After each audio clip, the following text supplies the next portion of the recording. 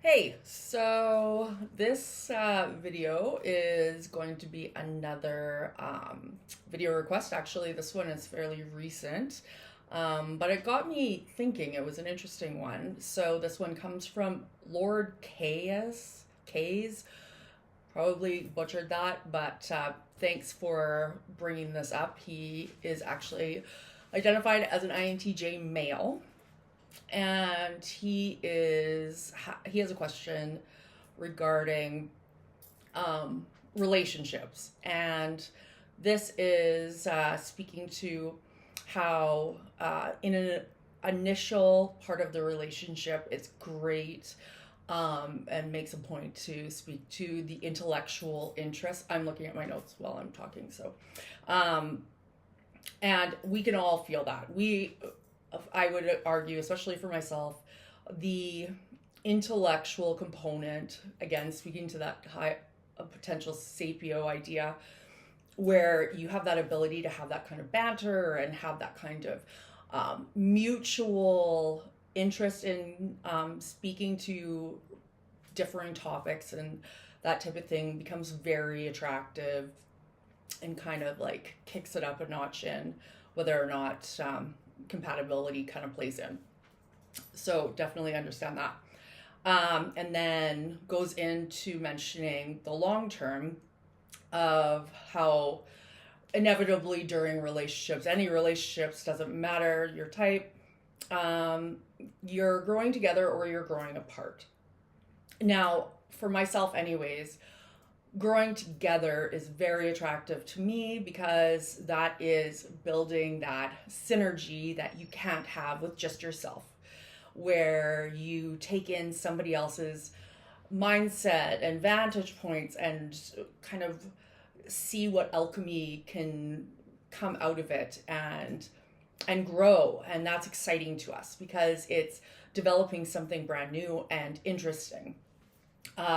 And we don't necessarily we like to, I'm speaking for myself, I shouldn't say we, the ability to be comfortable is very much part of it, and it plays in with that ability to be growing you in a unique way. So again, not all people feel that way. A lot of people can feel just wanting to do the same old thing all the time. But we tend to, and I'm saying the general we, so please feel free if you have differing viewpoints on this that you let me know in the comments. However, we tend to have this feeling that once we've established that type, oh, there's my cat. Once we've established that kind of baseline with that individual, where we see enough of the mutual compatibility on how we see and how we want to move forward in the world, and that's very attractive. It's almost like we say that is a component that we have now firmly understood and make sense of in the weird thing that is relationships, so we can kind of set it aside.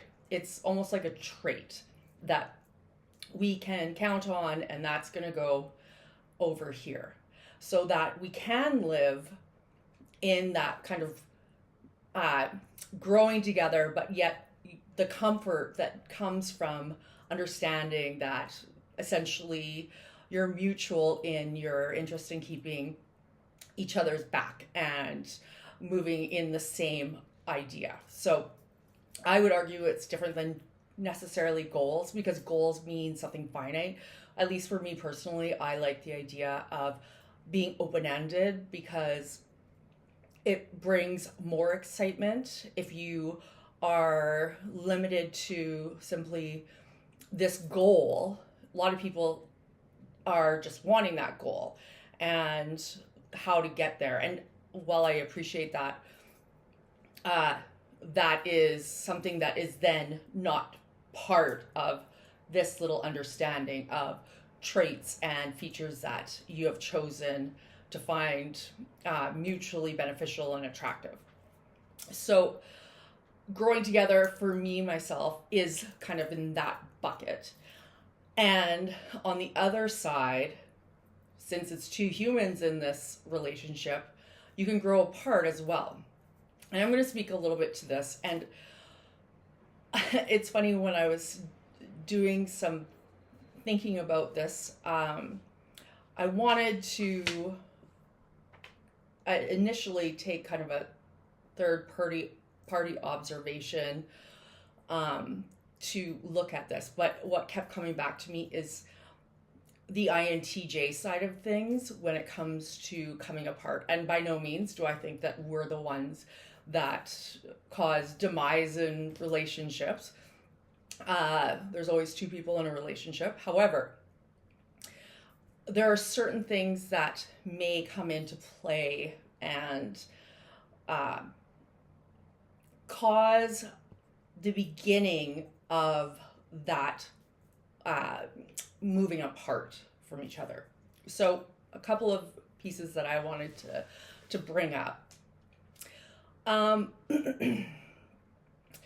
independence, I'm just looking at my notes, make sure I'm not missing something.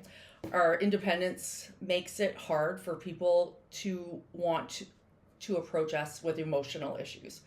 So let's say that component that's so important to us, that growth through mutual interesting things, because it's put over here, it's not necessarily growing, because a lot of other things are coming into play when you go into a long-term relationship. So it's sitting there, you know it's there, you're relying on it. It's almost like you're borrowing off it, like it's a savings account that you're borrowing off of, but you're not actually adding a lot to, because you've already made sense of that and you're just like, okay, we've got this. But you forget that you are part of an active relationship and you can't keep a person in that box.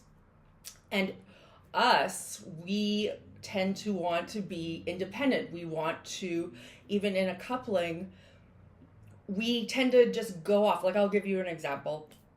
I'm not sure if I brought this up before, but a classic example for me is I went on a business trip out of the country and absolutely forgot to check in with my partner. And we had been together for 8 years. There was nothing malicious about it. It was just simply I was focused on something else and didn't take into account that they might want to know where I am or anything along those lines. And from there, you kind of take a look and realize, hey, I just kept going independently on this side, but I'm not checking in anymore because I'm taking for granted, not the person, but what that person and myself have, already established, but has been kind of atrophying if I'm able to just go take off. Because in the initial stages, I would have been potentially calling them saying, oh, this is interesting. What did you think about this? Like, where could I go? This is what I've heard.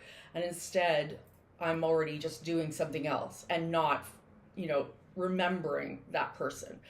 And that can cause a tremendous amount of isolation for that other person. And it's not intentional. When a person feels isolated over a certain period of time, it goes from being, oh, yeah, whatever, they just kind of do their own thing, to they're dealing with other problems and they forget to check in and use you and have you be part of that conversation because they're so used to kind of taking on certain things on their own and not having, again, that chemistry that was built in that nice little pretty box that you're both relying on.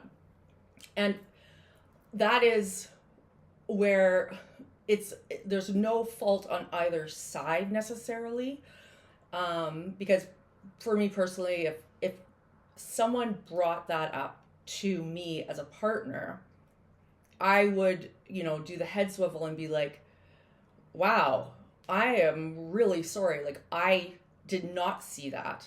I wasn't even aware, and that says a load about where I'm coming from. Like that means that we have to, take some time and start back to the groundworks of asking questions and finding the interesting, things in each other again. Because the part that I'm going to lead into on this is he speaks to how hurts and misreading tends to accumulate, and he's going to go on and ask how to repair it. But the accumulation bit, I think, is absolutely essential, because a lot of times we are so used to being independent solvers or independent managers of things that we almost forget, or we could easily forget,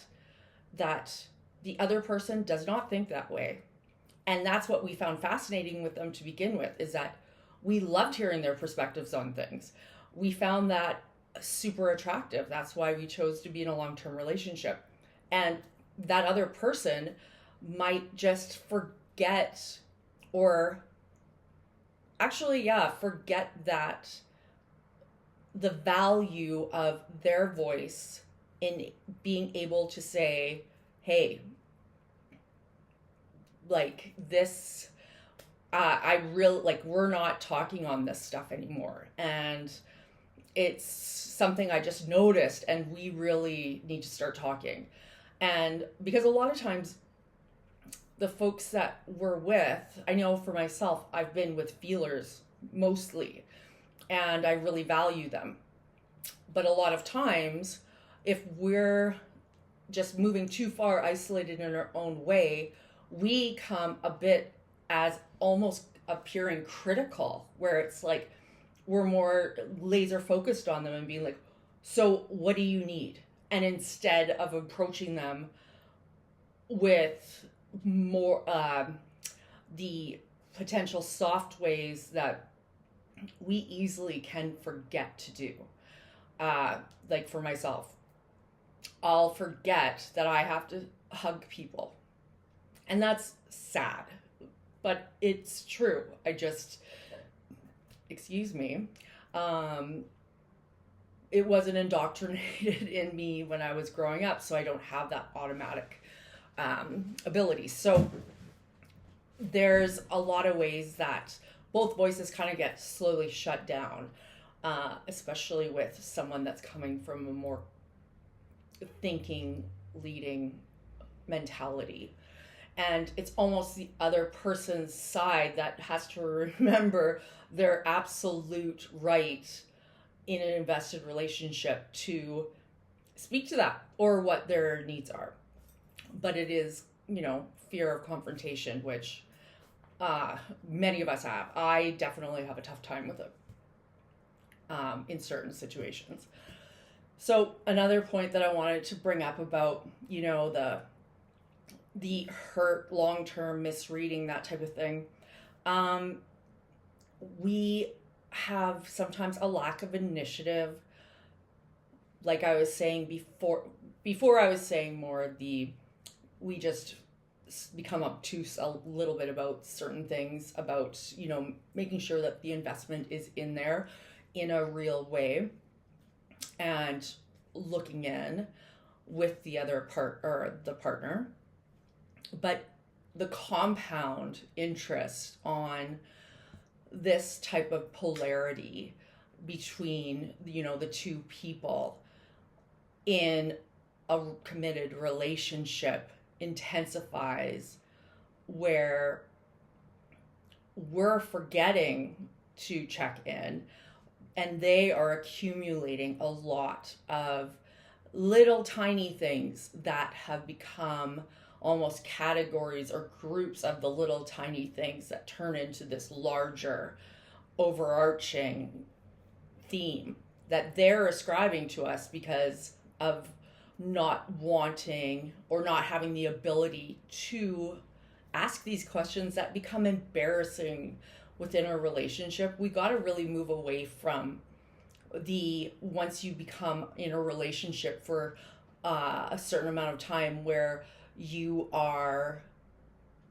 not complacent but becoming routine, we have to remove that potential of having just, oh, it's beneath us to go back to the curiosity questions. Because I would say, from my point of view specifically, curiosity is what got us into that relationship to begin with. We were curious about how that person's thought patterns worked and how they have, chosen where they're going in their life. And those simple questions that we usually use in quite a bit of detail when we're interested, they should always be allowed to be present. So, for example, when you're asking, it's instead of being like, how was your day, which I'm definitely faulty for, going into being something more specific, where I've got a question for you, saying something like that. And it's like, what do you find interesting about, so something that they are working on? And then they answer. And then you can glean certain pieces of information from their answer and expand upon. A lot of times we don't, because it's tiring. In a long-term relationship, you're also dealing with being introverted and the fatigue that comes with another person, having to think, like, where it's like, oh, am I supposed to be worried about that or not? And that is tiring, because both of you are carrying a little bit of each other on each other's backs, no matter what. Because the independence is what causes isolation.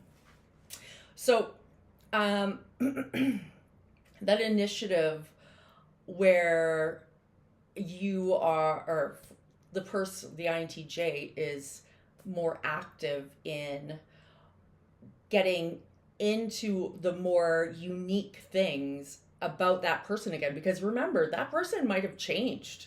That person, you're relying on stagnant data in this box.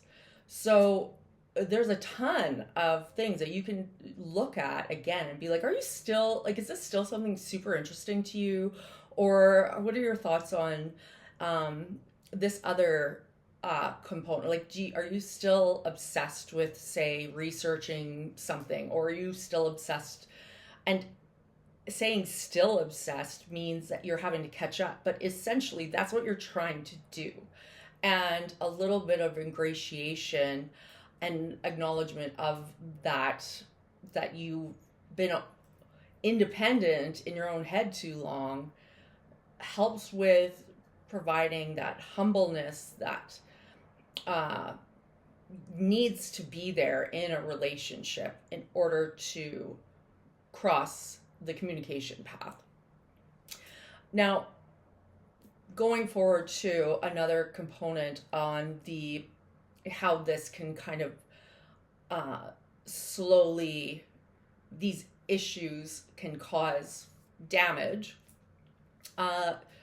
We forget that because of the independence, we have no idea a lot of times what is happening on this end, where if something happens where all of a sudden they're retaliating and they're unhappy, like they are now presenting with actions that are out of character or we see as out of the blue.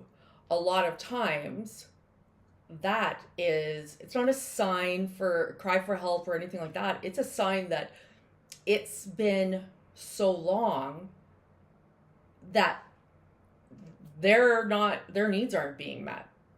And we all have needs. INTJs have needs as well. But a lot of times we fulfill our own needs for a lot of it, basically, other than the physical and practical. We forget, like, if we're not checking in, we're forgetting again what that synergy was that's being created. Like, we've literally just stopped that synergy because of our independence and this potential building of little things. So getting that synergy back. So this is leading into how can we potentially repair it? For me personally, and by the way, yes, I am not a coach. I am not anyone that has the accredited background that can say prescriptive things.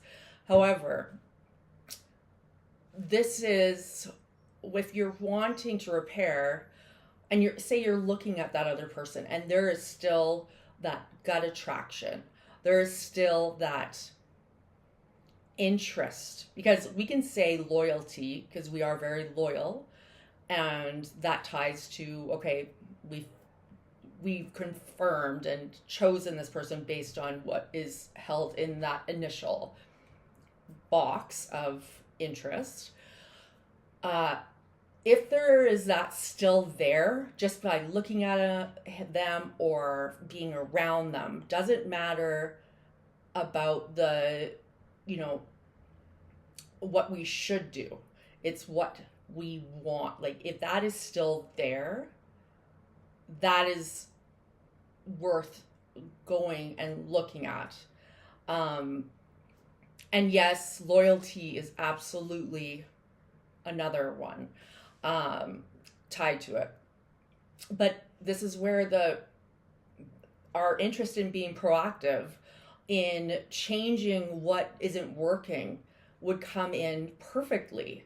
Where if there is that still interest in that person, it's being like, wow, I'm like, let's actually look at each other again, and let's actually do those interesting conversations again.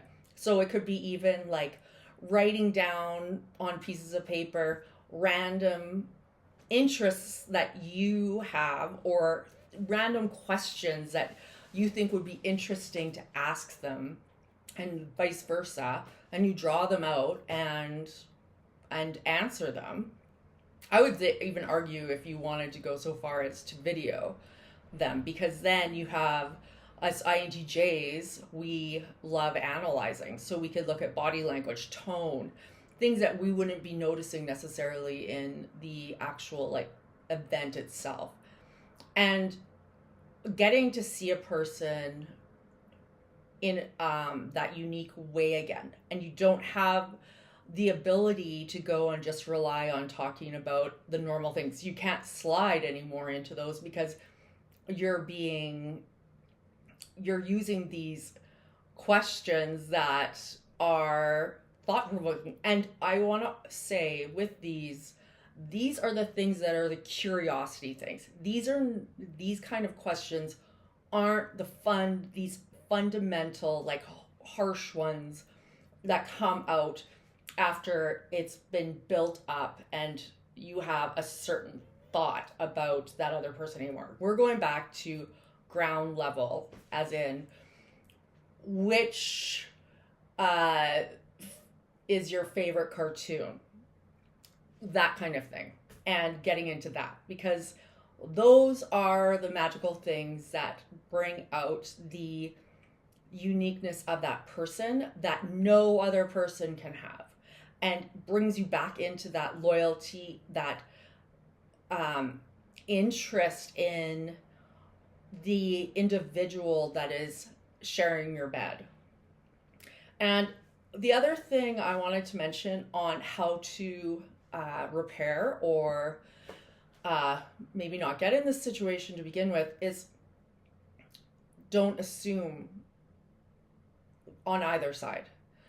It's easy for assumptions to actually dictate a dialogue on either person's behalf.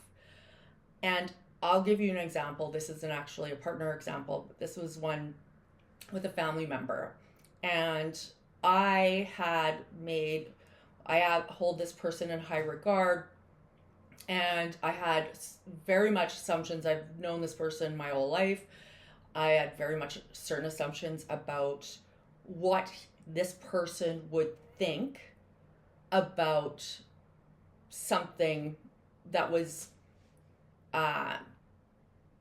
something that could be perceived as personal. And I made the assumption that, oh, they'll be fine with it. Like, they don't think like that. And another family member said, no, I think that I think they're really hurt by the conversation. And I still didn't think that, but I came with it where it's like, oh, wow, okay, well then I'll reach out, because I don't want that. And in my mind, I still didn't believe. I thought that the person that's interceding between the two of us was speaking through their own lens of perception. So I wanted to get to the source. Sure enough, when I reached out to that person, and I said, like, I'm really sorry if the comment I made you unhappy or made you feel upset. And like, I absolutely wouldn't have done it intentionally. And that person actually came out and said, thank you. I appreciate that. It really did bother me. And I was shocked, because I wouldn't have saw it if I didn't go and actually be proactive and speak to it. So in a relationship where it's a core relationship, man, how many of those can go all the time? And those are the deadly cancers. The last thing is really honing down on the curiosity side. You can not have to get to that component if you are always asking those questions, always being curious about the other person, always including them in your what ifs and brainstorms and that kind of thing, the things that get you passionate, because obviously it made them somewhat passionate at some point. So keeping them part of, and remembering that they're part of your independent life. You couldn't live your independent life with the type of richness that you have if they weren't part of it. And it's not, you don't get the best of it unless you keep building that, the nebulous part in the middle that can't be explained except through two people coming together. And that makes people feel special. And it also makes you feel special, because you might hear things that you need to hear and you wouldn't know.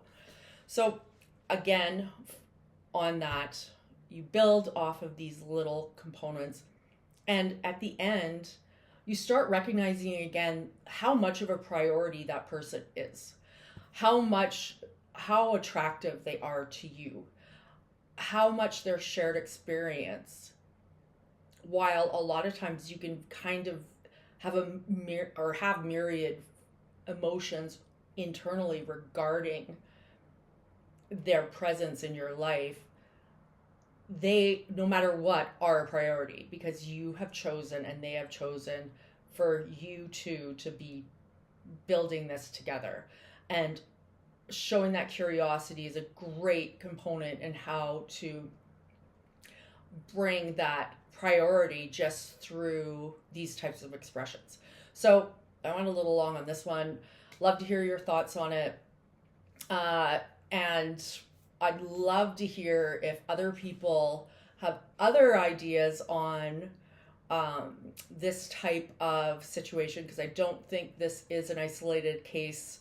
I know for myself, I definitely can place myself in this question. So love to hear them. Also, as always, if you have any video requests, please leave them in the comment section. I always love getting it, and I can't say enough about the community. I love when you guys, I see comments where you're speaking to each other, and especially the range in the different representations of our humans across our community. So thanks so much, and hopefully one again pretty soon.